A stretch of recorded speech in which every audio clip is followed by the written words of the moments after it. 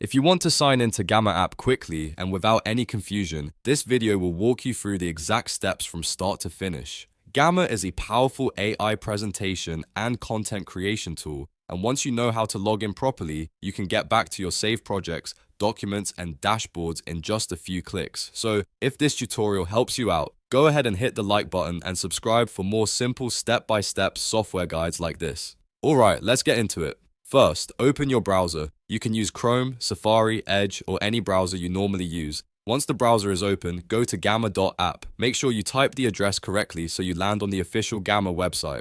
After the page loads, look for the sign in button or the login button. Depending on the layout, Gamma may show one or the other, but both will take you to the same login process. Now click sign in or log in.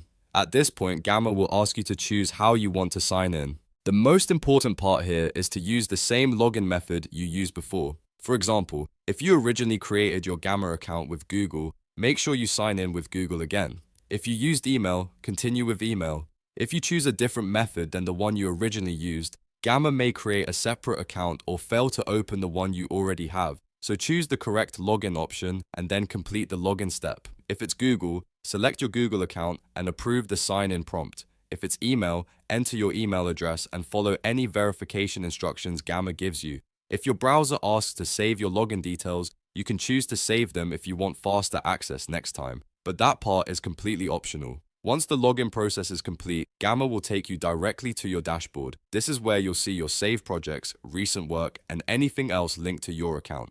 From here, you can start editing, creating new presentations, or opening the files you already made. If you were trying to get back into an existing workspace, this is the moment where you'll know the sign-in was successful. If you don't get in right away, double check that you're on the correct website, gamma.app, and that you're using the same sign-in method as before. That simple step solves most login problems. Also, if you're on a shared computer, make sure the browser is not signed into the wrong Google account, because that can send you into a different Gamma profile than the one you wanted. And that's it. You're now signed into Gamma and ready to access your dashboard and save projects. If this video helped you, please give it a thumbs up and subscribe so you don't miss the next quick tutorial.